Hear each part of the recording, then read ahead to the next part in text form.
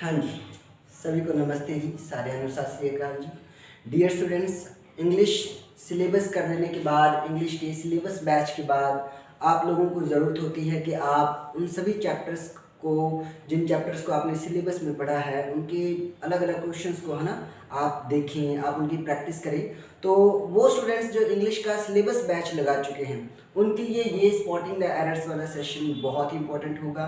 चाहे आप government job, किसी भी गवर्नमेंट जॉब की प्रिपरेशन कर रहे हैं, चाहे आप एसएससी सीजीएल की प्रिपरेशन कर रहे हों या पंजाब पुलिस की प्रिपरेशन कर रहे हों या स्टेट गवर्नमेंट जॉब, किसी भी है ना गवर्नमेंट जॉब की प्रिपरेशन कर रहे हैं, तो उसमें अगर इंग्लिश का सब्जेक्ट है तो उस इंग्लिश सब्जेक्ट में जो सबसे डिफ़िकल्ट रहने वाली चीज़ है वो होती है स्पॉटिंग एरर्स। क्योंकि इसमें नंबर ऑफ़ चैप्टर्स को ना एक साथ आपने ज्यूम करना होता है कि कौन सा रूल कहाँ पर मतलब अप्लाई किया जाएगा। तो आओ उसके अकॉर्डिंग हम लोग देखते हैं। हर एक वीडियो में 10 क्वेश्चन होते हैं हमारे पास, यहाँ पर भी हमारे पास 10 क्वेश्चन अवेलेबल हैं। चलते हैं पहले क्वेश्चन की तरफ। And the first question is 41 number question. Neither of the two children, दो चीज़ों के लिए ही, टू चिल्ड्रन, नाइदर हो, आइदर हो, बोथ हो, इन तीनों को हम दो के लिए ही यूज़ करते हैं। ईच और एवरी को भी, ईच और एवरी का केस थोड़ा अलग हो जाता है, ठीक है। आओ देखते हैं। Neither of the two children, अब ऑफ प्रीपोजिशन लग गया और ऑफ प्रीपोजिशन के बाद अगर नाइदर आया है तो ये क्या है, प्रोनाउन बन गया है। ये क्या है, अपना प्रोनाउन है, और प्रोनाउन है तो ये हमारा सब्जेक्ट भी है। अगर प्रोनाउन है तो ये सब्जेक्ट भी है, और सब्जेक्ट के ही अकॉर्डिंग हम लोग अपना हेल्पिंग वर्ब लगाते हैं। तो देखो नाइदर है, नाइदर हो या आइदर हो, नाइदर या आइदर को हम लोग हमेशा सिंगुलर मान के चलते हैं, ठीक है। ये नाइदर क्या बताता है, या तो दोनों में से कोई नहीं, ठीक है, और आइदर क्या बताता है, दोनों में से कोई एक, या तो ये या तो वो। नाइदर क्या बताता है, ना तो ये ना तो वो, ठीक है। और देखते हैं। Neither of the two children, मतलब दोनों बच्चों में से किसी ने भी नहीं किया, नहीं कहा, said, children said their prayer before going to bed, सोने से पहले। गोइंग टू बेड का मतलब होता है बिस्तर पर जाना, नहीं नहीं नहीं, गोइंग टू बेड का मतलब होता है सोना। मतलब सोने जाने से पहले या सोने से पहले किसी भी बच्चे ने, मतलब उन दो चिल्ड्रन में से किसी ने भी प्रेयर नहीं कही, यानी कि अपनी जो प्रार्थना करते हैं ना रात को सोने से पहले, वो नहीं की।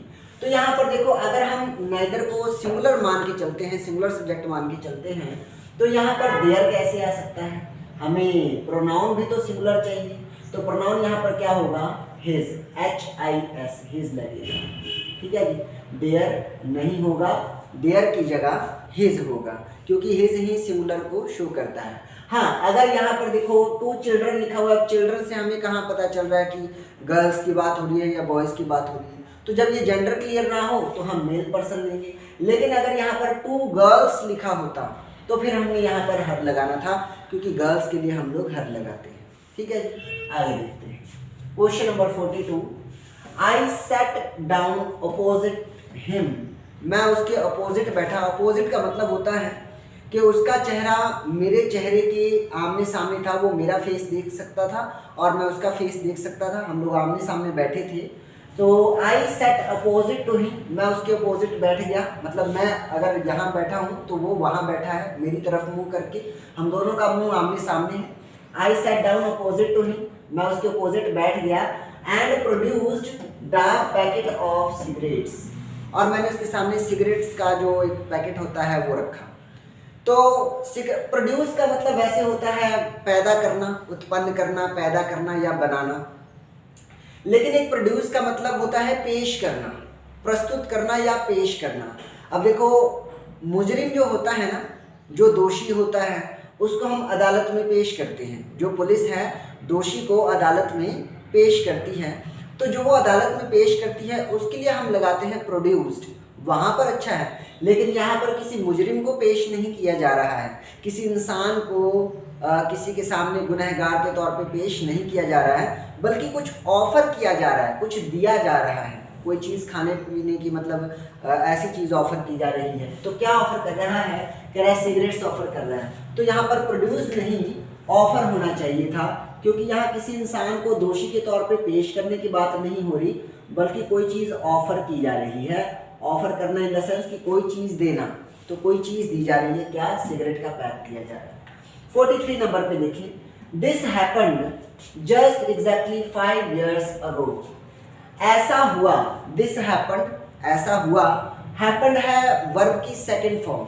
हैपेंड क्या है, यहाँ पर वर्ब की सेकंड फॉर्म है, क्योंकि अगर हैपेंड से पहले हैव, हैज या हैड लगा होता तो हम लोग कह देते हैपेंड वर्ब की थर्ड फॉर्म है, लेकिन हैज, हैव, हैड तो आया नहीं, तो क्या कहेंगे, वर्ब की सेकंड फॉर्म है, यानी कि पास्ट इंडेफिनिट है। और अगर पास्ट इंडेफिनिट है तो पास्ट इंडेफिनिट कैसे होना चाहिए, देखो अगो। मैंने आपको एक बात बताई थी, और हम लोग पास्ट इंडेफिनिट टेंस में ये बात पढ़ते हैं कि अगर किसी सेंटेंस में लास्ट, लास्ट, पास्ट, अगो, बिफोर, बिफोर, यस्टरडे, यस्टरडे और देन, मतलब इस तरह के वर्ड अगर रहे ना तो इनके साथ वाला जो क्लॉज होता है, इनके साथ आने वाला जो क्लॉज होता है वो हमेशा इंडेफिनिट टेंस में रहता है। तो पास्ट के इंडेफिनिट में रखना था तो पास्ट के इंडेफिनिट में हमने रखा है, मतलब सारी बात ठीक है, पास्ट इंडेफिनिट टेंस लगा हुआ है क्योंकि अगो आया है। देखो लास्ट, पास्ट, अगो, अगो आया हुआ है। अगो का मतलब होता है आज से पहले, इस समय से, जिस समय बात की जा रही है उस समय से पहले वाले समय को डिनोट करने के लिए हम लोग अगो लगाते हैं। 5 years अगो, इसका मतलब अब जब मैं इसकी बात कर रहा हूँ तब से 5 साल पहले की बात कर रहा है। तो जब भी बात की जाएगी ना उससे कंटिन्यूसली पीछे वाले समय की बात करेगा तो हम लोग क्या लगाते हैं, अगो लगाते हैं। अब यहाँ पर गलती क्या है, जस्ट नहीं लगना चाहिए था, क्योंकि जो जस्ट है ना ये परफेक्ट टेंस में लगता है, जो जस्ट है वो परफेक्ट टेंस में लगता है, ठीक है। वो जस्ट का मतलब होता है ठीक अभी अभी या ठीक अभी, जस्ट के लिए हम लोग कह देते हैं अभी अभी, वो अभी अभी आया है या अभी आया था, ठीक है। तो आया था, या था, ई थी, ए थे, चुका था, चुकी थी, चुके थे, पास्ट परफेक्ट टेंस, या फिर प्रेजेंट परफेक्ट में भी लग जाता है। तो परफेक्ट टेंस में जस्ट लगता है, इंडेफिनिट में नहीं लगता। आगे देखिए 44, I found the 2 first chapters of the book particularly interesting, मतलब खास तौर से इंटरेस्टिंग लगे मुझे कुछ चैप्टर्स। कौन सी चैप्टर्स, पहले 2 चैप्टर्स, किसी बुक के पहले 2 चैप्टर्स मुझे बहुत इंटरेस्टिंग लगे, या मुझे मतलब ऐसा फील हुआ। फाउंड का मतलब यहाँ पर क्या है, लगे या ऐसा फील हुआ। तो देखो यहाँ पर दिक्कत क्या है, द के बाद टू जो है वो न्यूमेरल एडजेक्टिव है, न्यूमेरल एडजेक्टिव, और जो फर्स्ट है वो ऑर्डिनल एडजेक्टिव है। ऑर्डिनल, ऑर्डिनल का मतलब होता है जो ऑर्डर बताए, जैसे कि फर्स्ट, सेकंड, थर्ड, जो रैंक बताए हैं ना, ऑर्डर बताए, जैसे हम लोग कह देते हैं first, second, third, fourth, fifth. तो जब जो ये ऑर्डिनल बताने वाले होते हैं ना इनको पहले रखा जाता है, और जो न्यूमेरल बताने वाले हैं उनको बाद में रखा जाता है। इसका मतलब क्या है कि आर्टिकल द के जस्ट बाद पहले ऑर्डिनल नंबर आना चाहिए था, यानी कि फर्स्ट को यहाँ आना चाहिए था, उसके बाद इस 2 को यहाँ जाना चाहिए था। तो होना क्या चाहिए था, द फर्स्ट 2 चैप्टर्स, ऐसे होना चाहिए था, ठीक है जी। तो नंबर, न्यूमेरल मतलब क्या है, नंबर बताने वाले, 2, 3, 4, 5, 6, 7, मतलब गिनती जिससे काउंट की जाती है वो नंबर को हम लोग न्यूमेरल कहते हैं। और ऑर्डर जिससे बताते हैं, क्रम, रैंक जिससे बताते हैं, first rank, second rank, third rank, तो रैंक वालों को हम लोग ऑर्डिनल कह देते हैं। तो अगर आर्टिकल द लगा है ना तो देखो ऑर्डिनल के साथ हम लोग आर्टिकल लगाते हैं, आर्टिकल द लगाते हैं, तो इसलिए ऑर्डिनल वाला पहले जाएगा और जो न्यूमेरल है वो बाद में जाएगा। बस इतनी सी बात है, दैट्स इट। और ये केस कहाँ पढ़ते हैं हम लोग, एडजेक्टिव चैप्टर में पढ़ते हैं, एडजेक्टिव में। चलो आगे देखते हैं 45, Bacon the father of the English essay had a thirst of knowledge.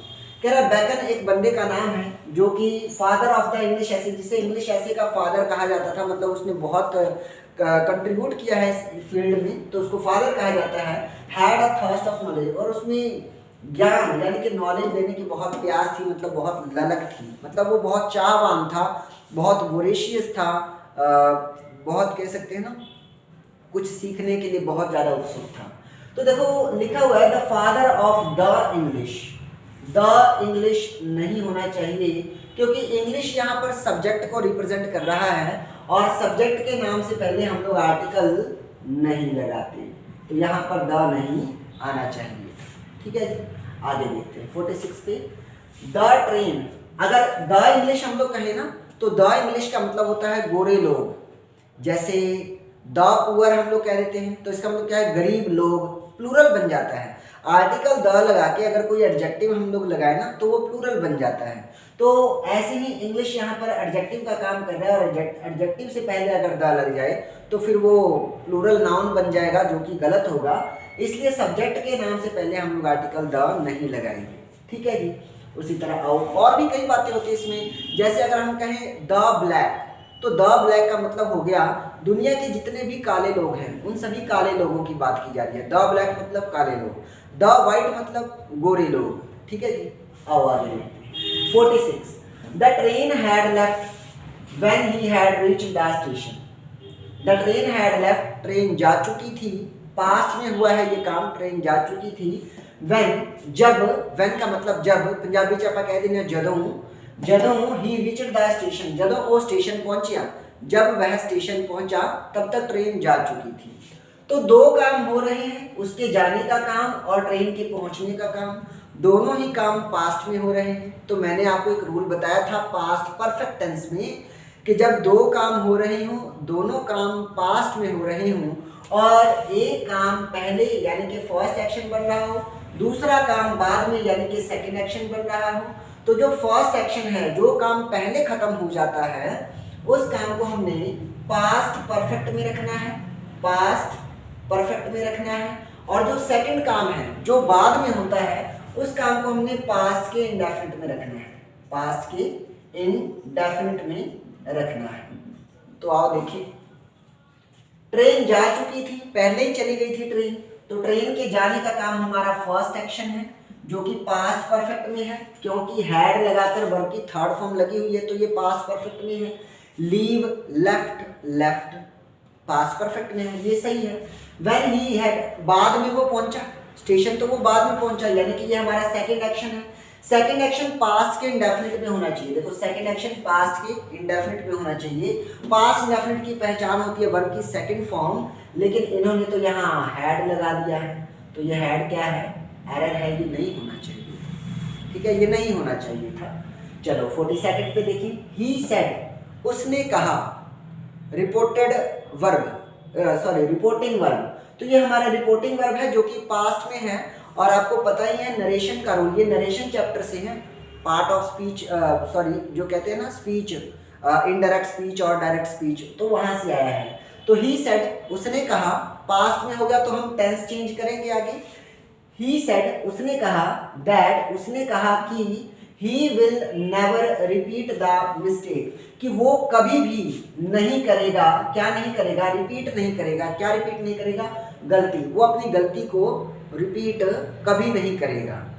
तो पास्ट के टाइम में जब फ्यूचर की बात हो, पास्ट के टेंस में जब फ्यूचर की बात हो तो कभी भी विल शैल नहीं लगता, वुड लगाते हैं। और ये केस हमने मॉडल वर्ब में भी पढ़ा था, मॉडल वर्ब में भी हम लोग ये केस पढ़ते हैं, वुड, वुड के केस में जब वुड सीखते हैं तो वहां पर भी ये चीज की जाती है। चलो आगे देखिए, I am able to cope up with, देखो यहाँ पर ये एक फ्रेज है जो कि गलत लिखा हुआ है, कोप अप विद नहीं होगा, अप नहीं लगता, सिर्फ कोप होगा और उसके साथ विद आ जाएगा, कोप विद। कोप विद का मतलब होता है संभालना, किसी सिचुएशन को हैंडल करना, संभालना किसी चीज को।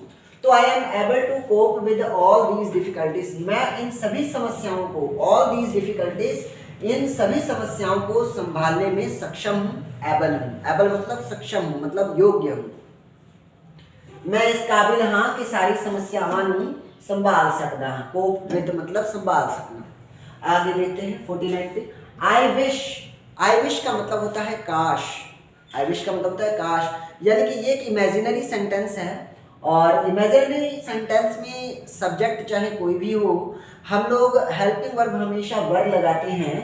तो आई विश, आई एम नहीं होगा, एम की जगह वर होगा। जी हाँ स्टूडेंट्स, ये बहुत इंपॉर्टेंट है, 49 नंबर जो क्वेश्चन है ना बहुत ज़्यादा इंपॉर्टेंट है। कह रहा है इमेजिनरी सेंटेंस, आप प्रेजेंट में किसी काम को करने की इमेजिन करते हो या कुछ होने का इमेजिन करते हो, तो देखो उसके लिए यहाँ कोई भी सब्जेक्ट रहे, ही, शी, इट, यू, वी, दे, कोई भी सब्जेक्ट रहे, अगर इमेजिनरी सेंटेंस है तो उसके साथ यहाँ पर वर ही लगेगा। और ये प्रेजेंट में इमेजिन किया जा रहा है। क्या इमेजिन कर रहा है? आई विश, काश, I were the richest person in the whole world wide, कि काश मैं दुनिया का सबसे रिचेस्ट पर्सन होता। इमेजिन कर रहा है कि मैं कुछ होता। एक एग्जांपल हम लोगों ने पहले पढ़ी थी, I wish I were a bird, I wish I were a bird, I were लगाया हमने। क्यों लगाया? क्योंकि ये इमेजिन कर रहा है, काश मैं एक पंछी होता। आई wish I were a bird, मैं एक पंछी होता, काश मैं एक पंछी होता। 50 नंबर देखें, शी इज कॉन्फिडेंट, वो कॉन्फिडेंट है मतलब उसको भरोसा है खुद पे। She is confident to win the gold medal this time, कि इस बार, दिस टाइम का मतलब क्या है? इस बार वो गोल्ड मेडल जीतेगी। She is confident to win the, कि इस बार वो गोल्ड मेडल जीत लेगी, है ना, इस बात का उसको भरोसा है। तो शी इज कॉन्फिडेंट टू नहीं होता, कॉन्फिडेंट ऑफ होता है। कॉन्फिडेंट के साथ हम लोग टू नहीं लगाते, कॉन्फिडेंट के साथ हम लोग ओ एफ ऑफ लगाते हैं। और जैसे ही हमने ऑफ प्रीपोजिशन लगा दिया तो प्रीपोजिशन के बाद वर्ब की आईएनजी फॉर्म रहती है, तो विन नहीं होगा, विनिंग होगा, WINNING। ठीक है, विन तो लिखा ही है, एन है ही, एक और एन मैंने लगा दिया तो डबल एन हो गया, winning the gold medal this time. ठीक है जी। तो केपेबल ऑफ, एक तो देखो, एक तो आपने देखा कॉन्फिडेंट ऑफ विनिंग, और एक केपेबल वर्ड भी आता है, कैपेबल, CAPABLE, है ना, कैपेबल। कैपेबल के साथ भी ऑफ लगता है, कैपेबल ऑफ डूइंग समथिंग। ठीक है, और ऑफ लग गया तो उसके बाद डू नहीं बल्कि डूइंग हो जाएगा। तो इस तरह ये 50 क्वेश्चन हमारे यहाँ तक के पूरे हुए। आप लोग, मैं एक बार साइड हो जाता हूँ, आप इनका स्क्रीनशॉट लेना चाहें तो स्क्रीनशॉट ले सकते हैं। और उम्मीद है कि आपको मेरा ये छोटा सा प्रयास बहुत अच्छा लगा होगा और ये सारी बातें आप समझ पा रहे होंगे। अगर फिर भी आपकी कोई क्वेरी है या कोई क्वेश्चन है तो आप इस लिखे नंबर पर मुझसे कांटेक्ट कर सकते हैं या कमेंट बॉक्स में कमेंट करके अपने क्वेश्चन भी पूछ सकते हैं। ठीक है जी।